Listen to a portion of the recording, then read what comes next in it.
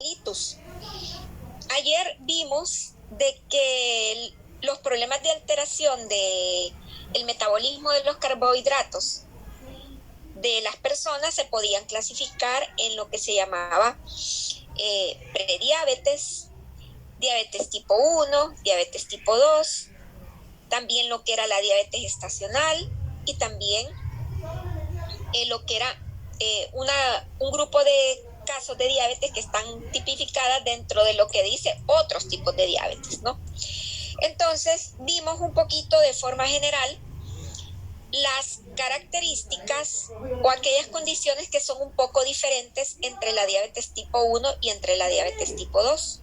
Por ejemplo, el tema de la edad es muy importante entre las diferencias de la diabetes tipo 1 y tipo 2, que la diabetes tipo 1 aparece más frecuente en personas jóvenes, menores de 30 años.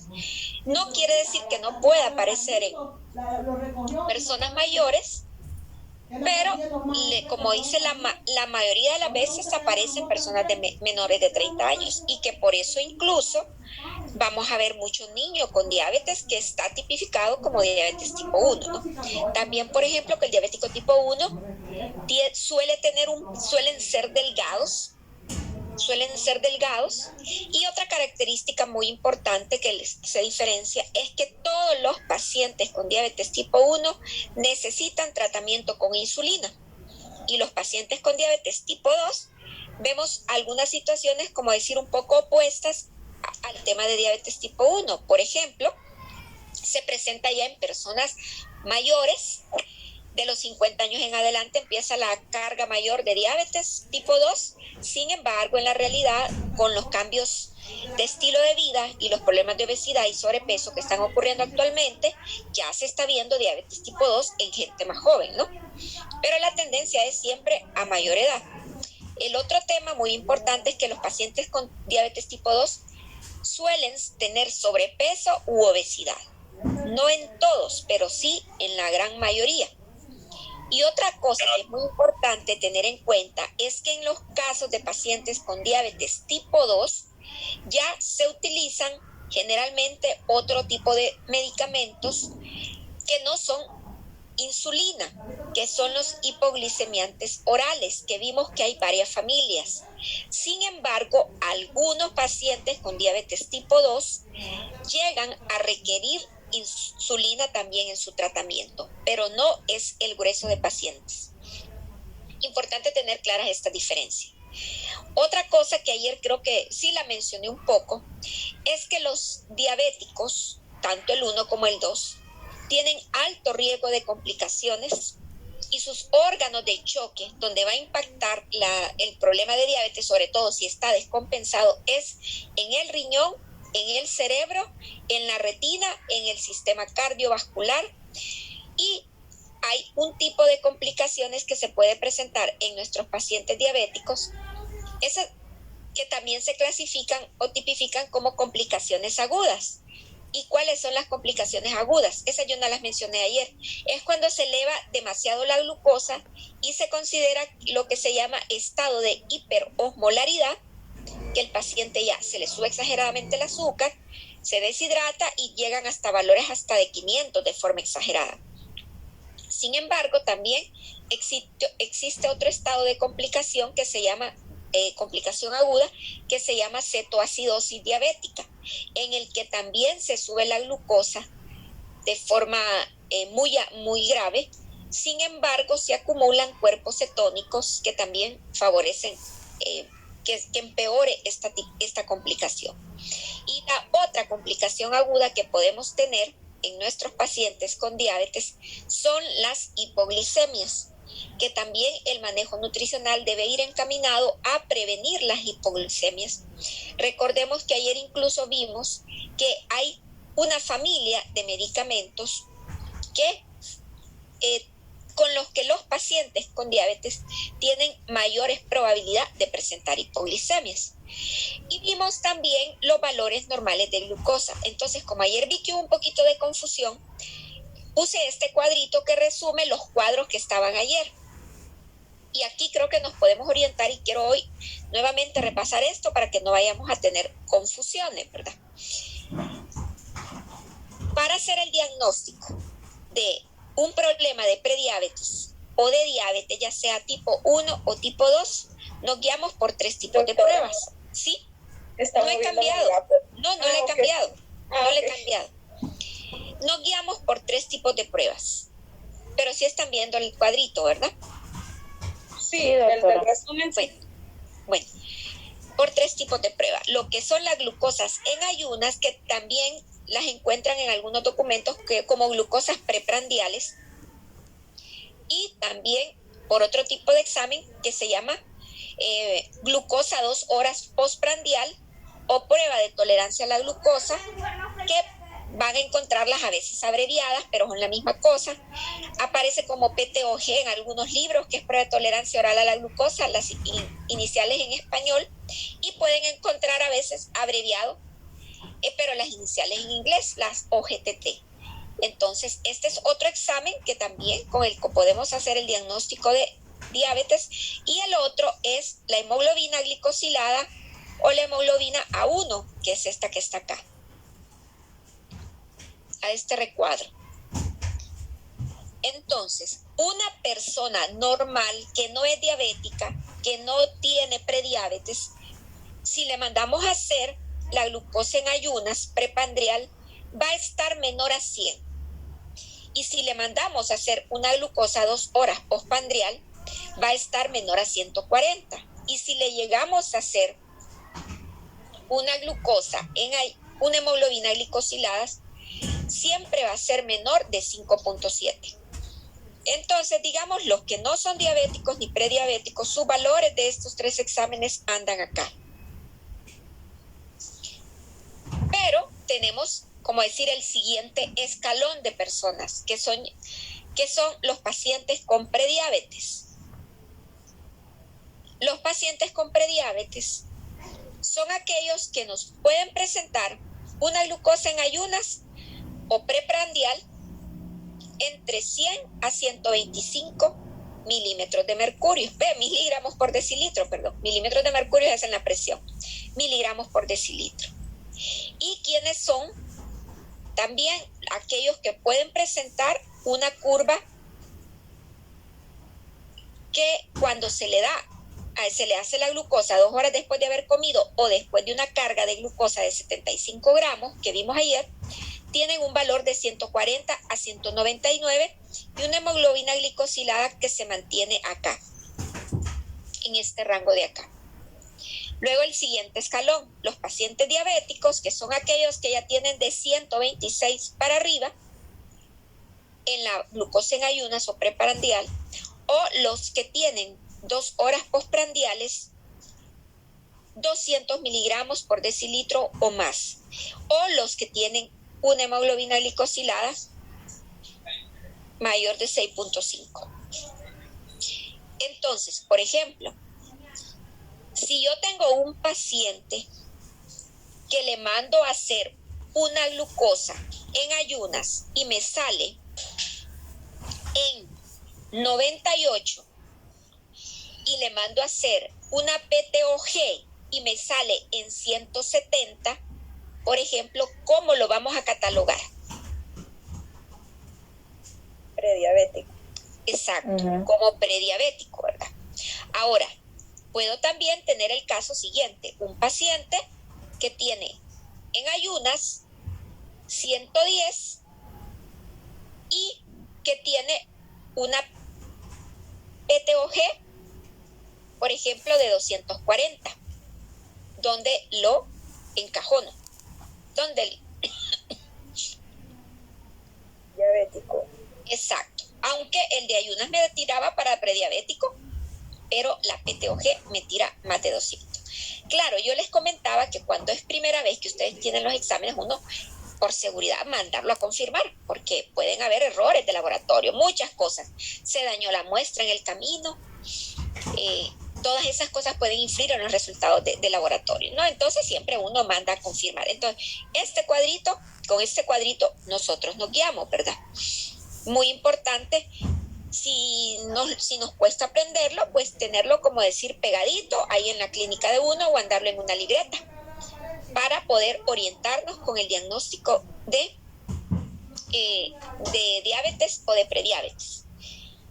Ahora, en el caso de las pacientes embarazadas de prediabetes, son otros criterios los que se toman. Más adelante quizás los vamos a ver, pero normalmente estos criterios los maneja ginecología y ellos son los que terminan realmente definiendo el diagnóstico de diabetes gestacional. Pero es importante conocerlos. Más adelante los vamos a ver. Bueno, y ayer entramos a ver lo que era el tema de las insulinas, porque era importante conocer cómo funcionan las insulinas, ya que tenemos de varios tipos.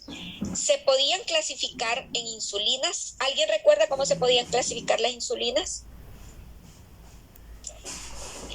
Eran algunas de rápida acción, acción prolongada. Solo esas recuerdo. Intermedia. Bueno, sí, las insulinas se pueden clasificar de acuerdo a de dónde es su procedencia, y aquí las clasificamos en insulina humana y las insulinas que son sintéticas.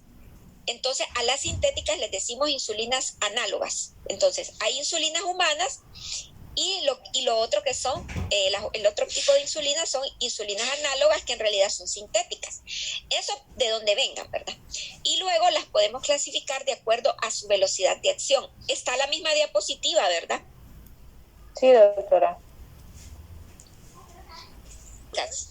No, esa se les dice insulina humana, y a las que son sintéticas, que se producen bajo algún método químico, se les llama insulinas análogas.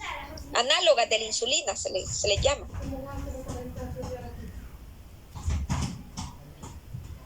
Es que, por ejemplo, hay algunas insulinas que provienen del cerdo.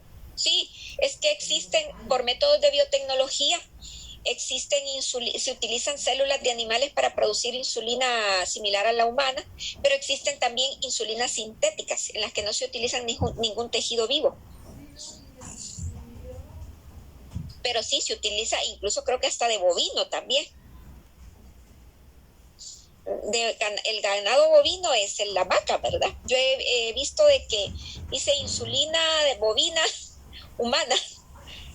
Como ustedes saben que la biotecnología puede hacer cambios en los genes de las células de animales y pueden llegar a producir cosas similares a los seres humanos. No sé si han leído eso. En eso, cuestiones de la tecnología, ¿verdad? De la biotecnología. Y las sintéticas son las que se les dice insulinas análogas o análogos de la insulina. Bueno, y se podían clasificar de acuerdo a su velocidad de acción. En Krauss aparece esta clasificación: acción rápida, acción corta, acción intermedia, acción prolongada, y las mezclas de insulina. Las mezclas generalmente traen una combinación de una insulina, ya sea de acción intermedia o prolongada, de una acción intermedia con una de acción, por ejemplo, rápida o acción corta. O sea, no van a combinar dos insulinas de acción intermedia, no. Combinan, a veces lo que hacen es combinar generalmente insulinas de acción rápida o corta con una de acción intermedia. Entonces, por ejemplo, en Krauss nos aparece este cuadro donde incluso aparecen algunas marcas de insulinas, y pueden ustedes verlas. Por ejemplo, las insulinas de acción rápida son la Lispro, la Aspar, la Glulicina, ¿verdad? En Honduras sé que hay pacientes con Lispro, y la Glargina también hay aquí, que es de acción prolongada, y la Determir. He visto pacientes con esa. Pero les comentaba que este tipo de insulinas análogas, como la Glargina y Determir, aquí no dice que es análoga, pero son análogas. Estas dos, generalmente quienes lo utilizan son los pacientes que tienen capacidad de compra, porque el sistema público casi lo que mantiene es una insulina NPH o algunas mezclas de insulina como la 70-30, que viene combinada, por ejemplo, miren acá, la 70-30 es muy frecuente que tenga el seguro o lugar, el Instituto del Diabético. Entonces, la insulina NPH, la insulina 70-30, lo que tiene es 70% de insulina NPH y un 30% de insulina regular.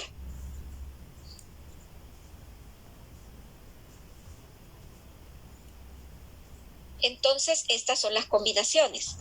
Ahora, aquí tengo otro cuadrito donde este lo saqué de otro libro, donde, por ejemplo, tal vez le pueden sacar captura de pantalla. ¿Por qué? Porque les puede servir para el caso, para determinar qué tipo de insulina era la que tenían en el caso. Es también un ejemplo de los tipos de insulina. Entonces, recordemos que habían insulinas de acción rápida. Y aquí vemos en este recuadro de acá cuáles son de acción rápida, pero aquí nos clasifican cuáles son análogos, o sea, cuáles son sintéticos. Entonces, en los análogos de la insulina de acción rápida tenemos, por ejemplo, estas: Novorápida, Flexpen, Apidra. Aquí en Honduras hay Apidra, he visto que hay Apidra. Humalog también.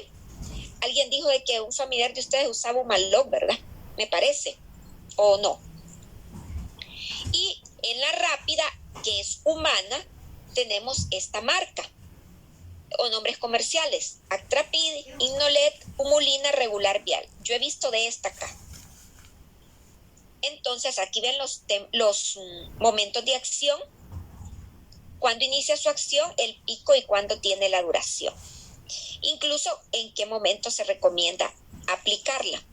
Luego, esto en las insulinas rápidas. Luego tenemos insulinas intermedias, donde tenemos estas marcas. Mire, y aquí cabe la humulina NPH o insulina NPH, que es la que generalmente le dan a nuestros pacientes en el público, o cuando no pueden comprar realmente las Apidra, que son análogas, o por ejemplo las de Temir, la Lantus, que son de acción prolongada, que tienen muchas ventajas, pero que son más caras.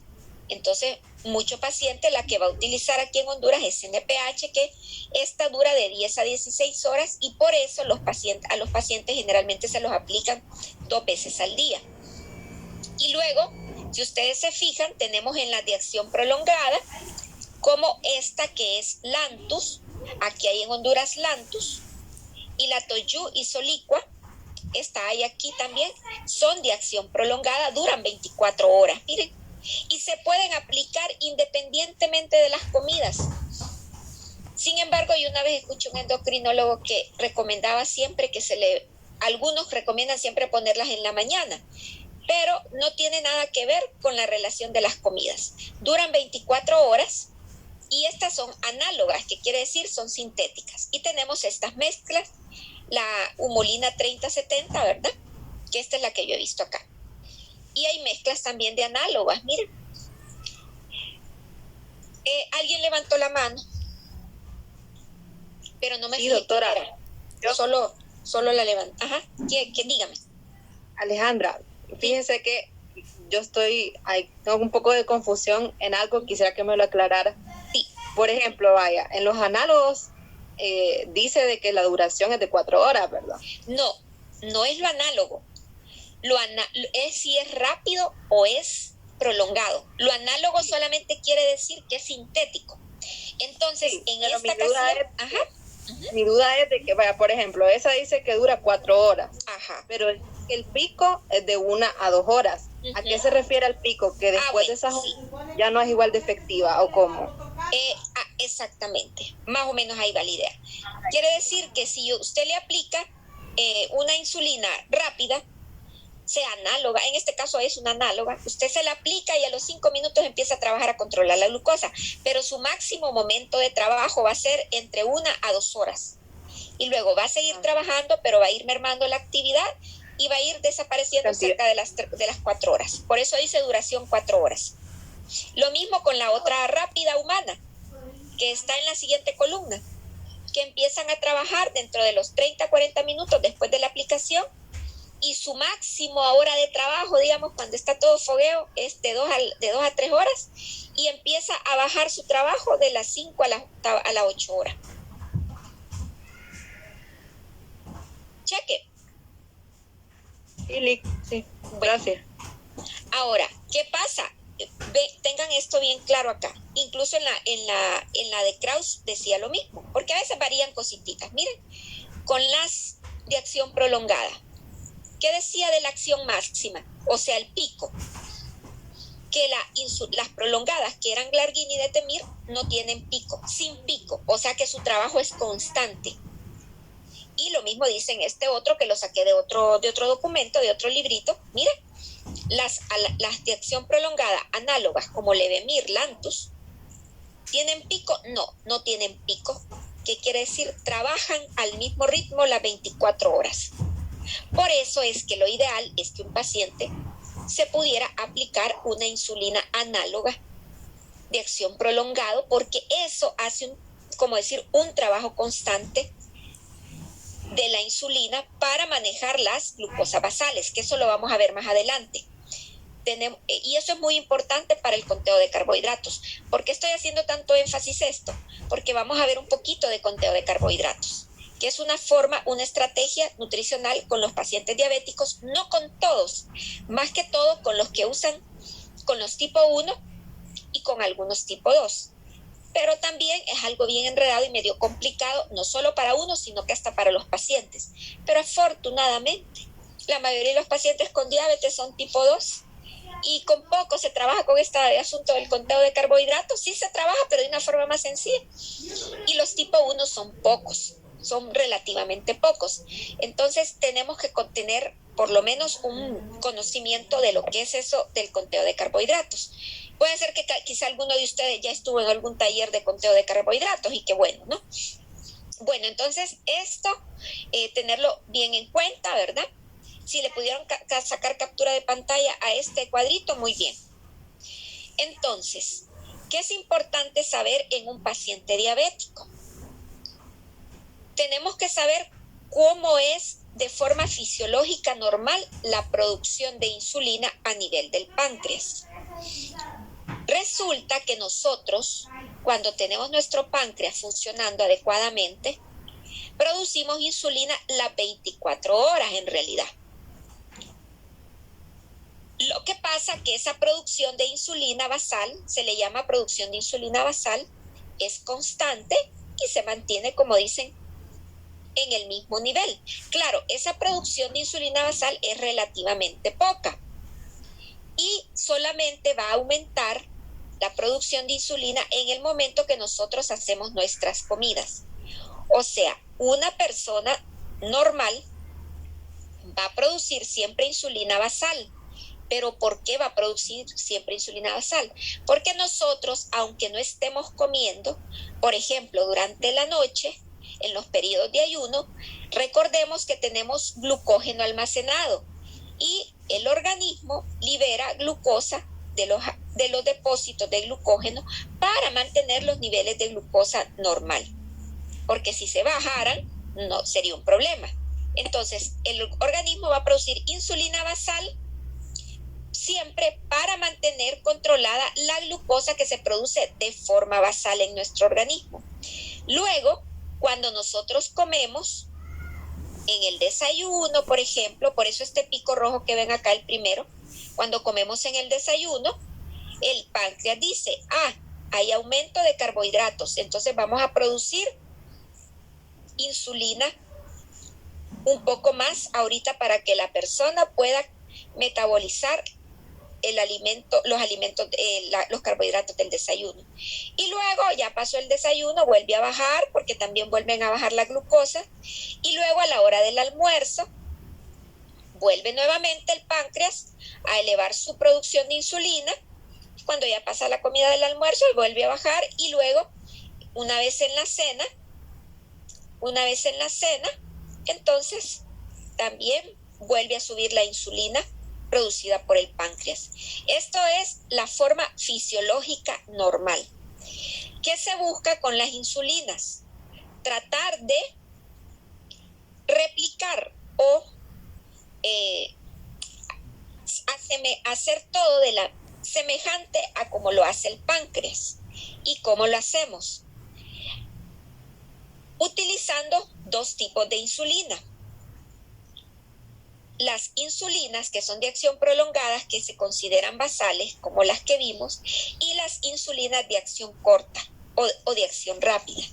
Entonces, por eso es que van a encontrarse con algunos pacientes, sobre todo con los diabéticos tipo 1 y algunos tipo 2, que les recetan dos tipos de insulina.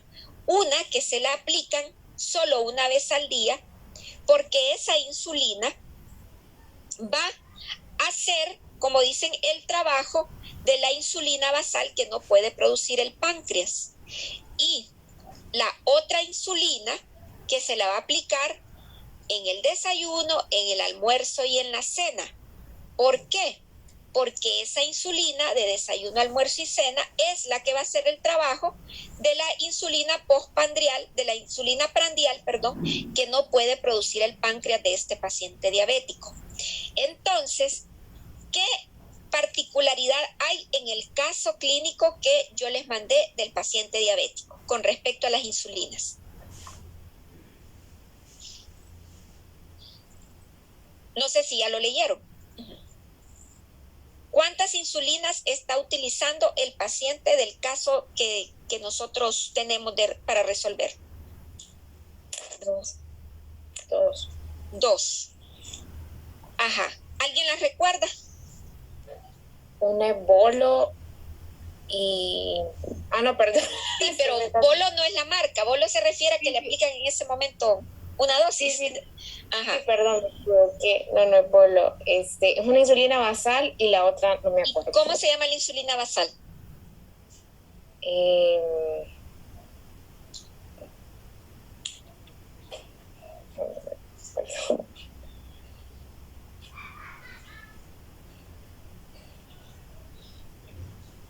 ¿Y esa insulina basal cuántas veces al día se le aplicaba a la paciente?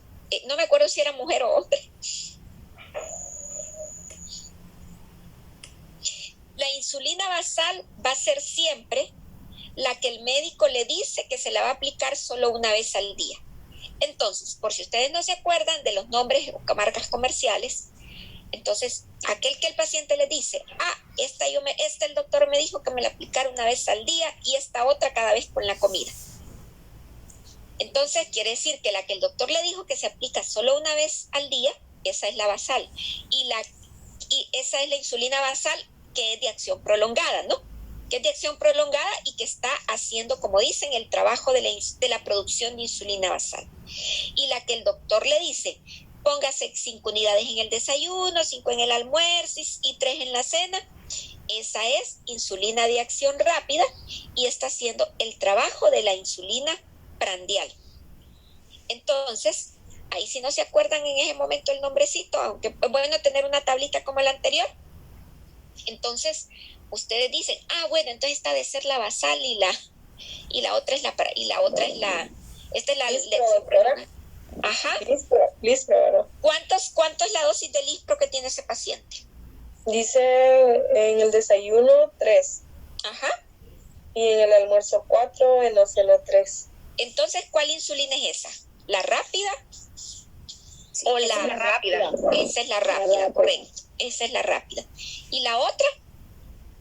Determir es la basal. Es la basal, que incluso ahí dice que se la pone, yo no me acuerdo si en la mañana o en la tarde. No, es después de cenar, dice. Ajá, después de cenar. Aunque, como les decía, se pueden poner a cualquier hora. Muchos médicos la recetan en la noche, haya o no haya comido, pero otros la recetan en la mañana, pero no tiene nada que ver. Se supone que estas no tienen que considerarse con la comida. Ahora, las rápidas sí, como la Lispro, ¿no? En este caso de esta paciente. Entonces, esta paciente en total, por todo, sumando la Lispro con la Determir, ¿cuánto usa de unidades de insulina? 30 unidades. 30 eran, sumando los dos, sumando las 3 dosis de los tiempos de comida, más la basal, 30 daba. Sí, da 30. Bueno, entonces esto va a ser importante saberlo para cuando nosotros de casualidad nos toque trabajar con un paciente que tiene diabetes tipo 1 y que va a haber que trabajar un poco con ellos en el tema de conteo de carbohidratos, ¿no? Doctora, sí. Una pregunta con el tema de las basales, ¿cuál es el pico de acción? No, es que se acuerdan, no tienen pico, porque lo que se busca es que tengan un trabajo constante por la liberación constante de glucosa que va a hacer el organismo. Porque acuérdense que el organismo, aunque no estemos comiendo, de forma constante siempre produce glucosa en los periodos de ayuno. Por eso es que no tienen pico y por eso tienen una ventaja, porque no tenemos que estar pendiente de los tiempos de comida para aplicársela. Si usted se fija en la lámina de donde aparecía lo que dice Krauss, dice sin pico. Y en la siguiente que yo les presenté también decía que no tiene pico. Las basales, ¿verdad? Que son las de acción prolongada, que son análogos de la insulina, ¿verdad? ¿Queda claro eso? Doctora. Sí. Dígame. Pero con respecto a eso,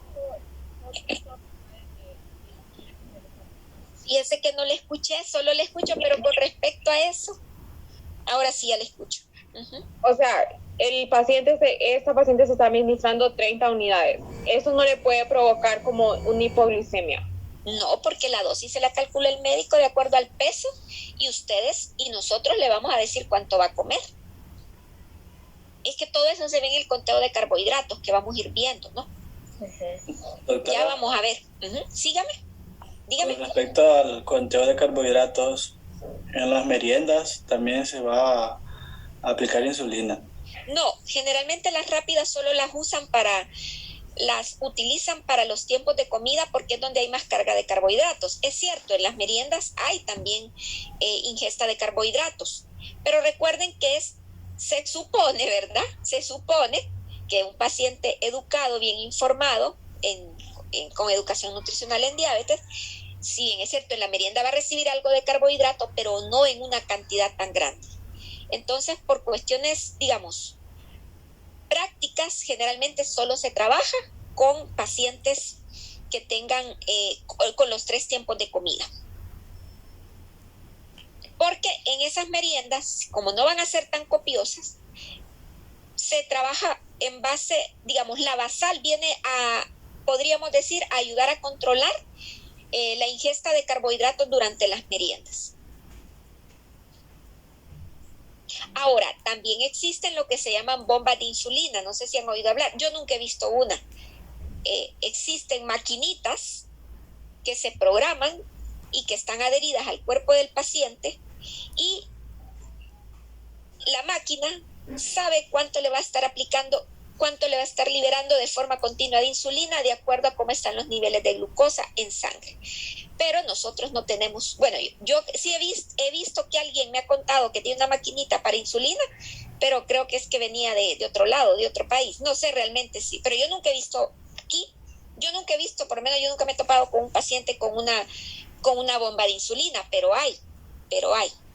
Y esos pacientes que están con bomba de insulina no ocupan estarse aplicando estos otros tratamientos porque la bomba se encarga de distribuir la insulina que ocupa el paciente de forma constante. O sea, la bomba hace las veces del páncreas. ¿De casualidad conoce algún paciente con bomba de insulina?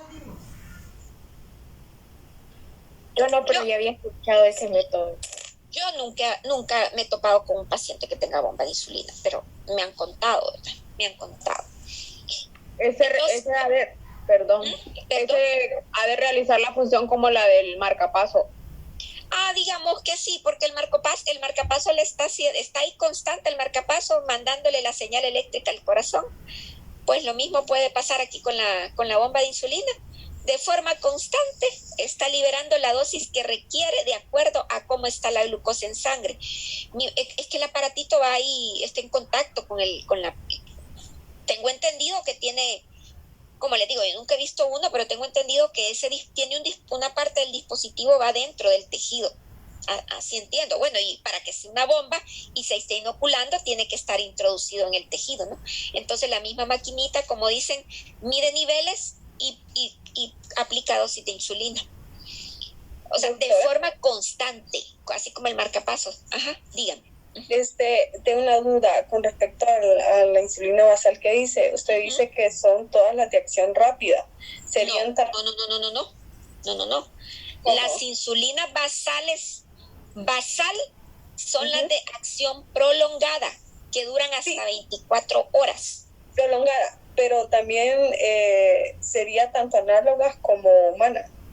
Hay análogas más que todo solo las análogas, que son, son insulinas de nueva generación que han salido en los últimos años.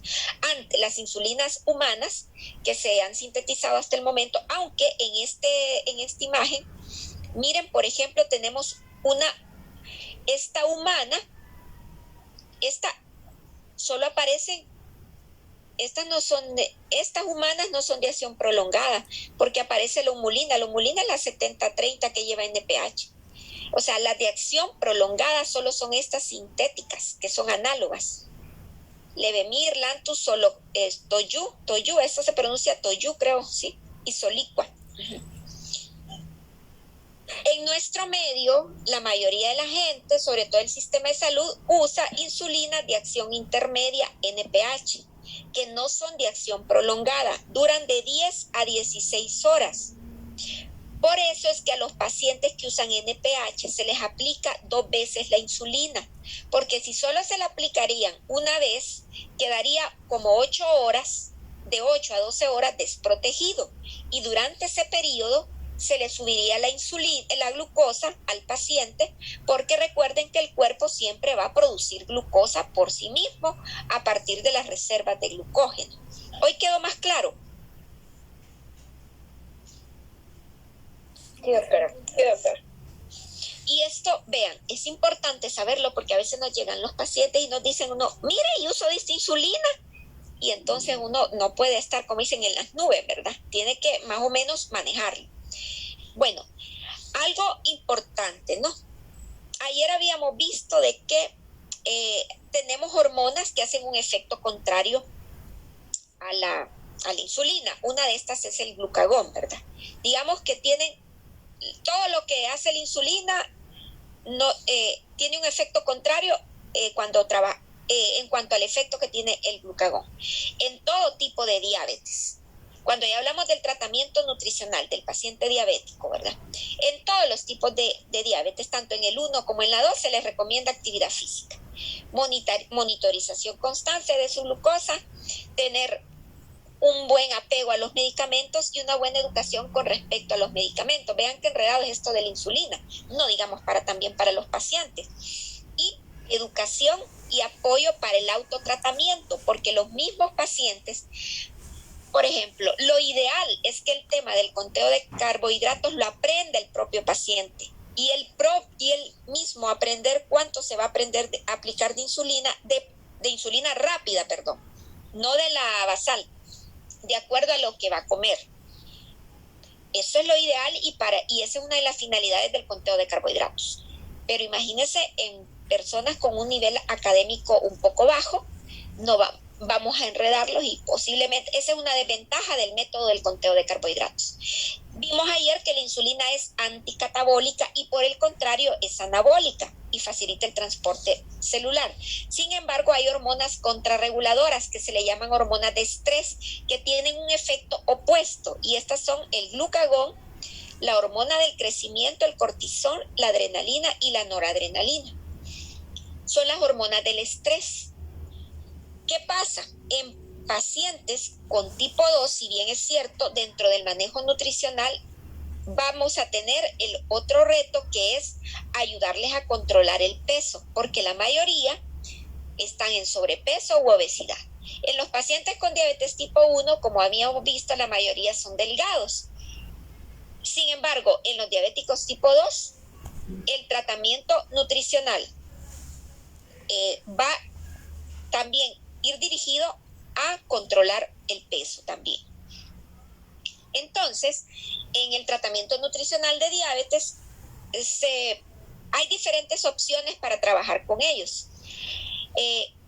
Por ejemplo, en el paciente diabético tipo 2, vamos a trabajar más que todo con un plan de alimentación obviamente apropiado de acuerdo a la distribución de macronutrientes, pero generalmente reduciendo la ingesta de energía, porque casi siempre va a estar en sobrepeso u obesidad. Y también la grasa en el sentido de que tenemos que darle grasas saludables porque son pacientes con riesgo cardiovascular. También tenemos otra opción, el recuento de hidratos de carbono, que sería como más factible para pacientes tipo 1 que para tipo 2, porque son los que más tienen tratamiento con insulina, pero no quiere decir que no se pueda usar en los tipo 2, porque recuerden, hay tipo 2 tratados con insulina. Pero también se puede trabajar con planes de alimentación simplificados, también con sistemas de tablas de intercambio, ¿verdad? También. Y utilizando lo que es los sistemas de cociente insulina, hidratos de carbono, pero esto nos va a servir para el recuento de hidratos de carbono, y con lo que es actividad física y estrategias conductuales, así de forma general. Y resumiendo, en los pacientes tipo 2 nos vamos a enfocar más en reducir la ingesta de energía, claro, con un balance apropiado de macronutrientes. Y en el paciente diabético tipo 2 se usa el recuento de carbohidratos para ajustar la dosis de insulina de acuerdo al cociente insulina-carbohidrato. No me pregunten ahorita qué es, porque lo vamos a ver más adelante. En bolo, antes de las comidas, como el caso de nuestro paciente que tiene bolo de insulina rápida que se va a aplicar con las comidas. ¿Qué hora es? Faltan 13 minutos. Entonces, en el tema de la diabetes siempre ha habido un poquito de, como en todo tema de salud, de médico, nutrición, a veces no han habido como consensos al 100% de todos los comités científicos de cuánto es lo que se le va a dar de distribución de macronutrientes a los pacientes. Varían a veces los criterios. En cuanto al aporte de calorías, no existe un ideal de calorías para los pacientes diabéticos a partir de los carbohidratos, proteínas o grasas, sino que ahí va a depender, también hay que ver el tema individual de cada paciente. Recuerden que van a encontrar pacientes diabéticos con problemas renales, otros que no, pacientes diabéticos que han tenido infarto y otros que no. Entonces, ustedes se van a manejar en una distribución de acuerdo a cómo ustedes valoren la individualidad de cada paciente. Sin embargo, claro, el tema de la energía es importante en el sentido que no les vamos a dar dietas hipercalóricas, porque al contrario, en unos hay que mantener un adecuado peso o disminuirlo, ¿verdad? Y, por ejemplo, es muy importante tener en cuenta que la regularidad en las cantidades diarias de carbohidratos consumidos en comidas y aperitivos mejoran el control de la glucemia, especialmente en personas con tratamiento nutricional médico solo, con medicación o con pauta fija de insulina. ¿Qué pasa? Tenemos que hacer que el paciente sea organizado con el aporte de carbohidratos. Porque, por ejemplo, si según nuestro cálculo nosotros le vamos a dar, pónganle 50% de carbohidratos o 55 o 60, lo que ustedes consideren de carbohidratos a este paciente, el paciente tiene que saber y entender que para controlar la diabetes tenemos que hacer una distribución de todo en la ingesta de carbohidratos desde la mañana hasta cuando ya se va a acostar. Puede ser que quiera comer menos de los carbohidratos indicados, pero de nada sirve si todo se lo va a comer en un solo momento, porque eso va a alterar más la regulación de la glucosa o va a haber ratos que va a tener hiperglicemia y va a haber ratos que va a ser hipoglicemia, y es un solo desorden. Y cuando hay más desorden va a ser más difícil ajustar la dosis y llegar a valorar exactamente cuál es la dosis más apropiada para este paciente. La compañera decía, pero 30 no es mucho para cada paciente. No, eso varía. Hay pacientes que utilizan 40, hay pacientes que utilizan 30 en todo el día, y hay pacientes que pueden utilizar hasta 45 o 50 unidades de insulina. ¿Por qué? Porque hay pacientes, antes de explicarles eso, por regla general se maneja de que una unidad de insulina metaboliza 15 gramos de carbohidratos. No olviden esta regla. De forma general se maneja que una unidad de insulina metaboliza 15 gramos de carbohidrato, pero eso no es al 100% cierto. Hay pacientes que tienen una mayor resistencia a la insulina. ¿Y qué quiere decir eso? Que un paciente a veces, en lugar, una unidad de insulina a veces no me metaboliza 15 gramos, sino que a veces me va a metabolizar solamente 12 gramos de insulina, 12 gramos de carbohidratos o 13 gramos de carbohidratos. Y en otros puede pasar que una unidad me metabolice 16 o 17. Y eso no se sabe, nadie lo sabe hasta que empieza a jugar con el conteo de carbohidratos.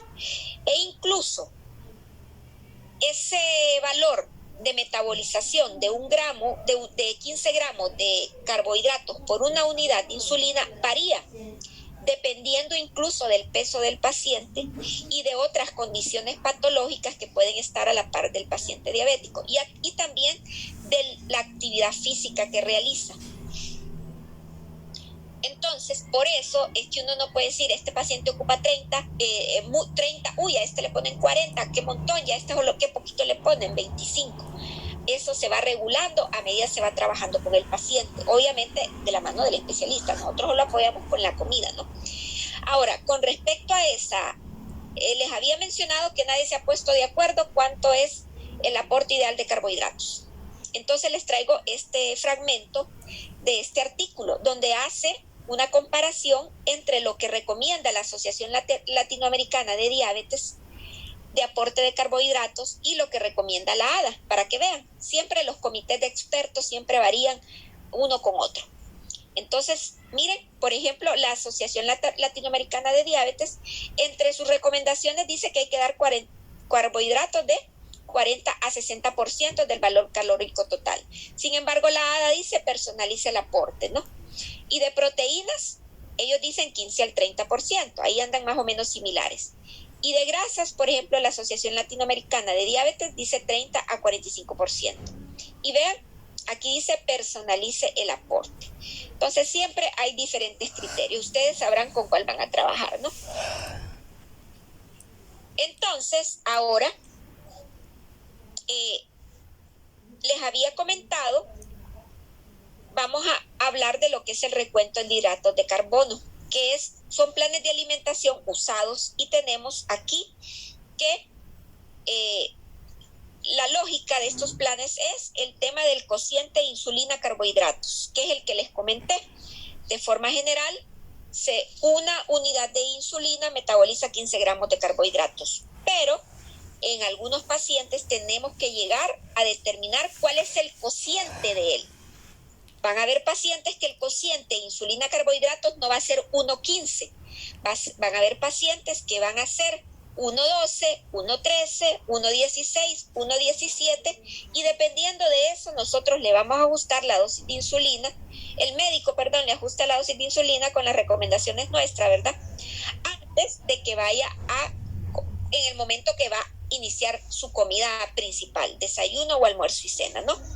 Pero también tenemos planes de alimentación con aporte constante de carbohidratos, o sea, ya sabemos cuánto le vamos a estar dando, y si el paciente es diabético tipo 2, pues ese aporte fijo de carbohidratos se lo damos de acuerdo a lo que hemos valorado en su gasto energético, actividad física y qué objetivos tenemos con respecto al peso, ¿verdad?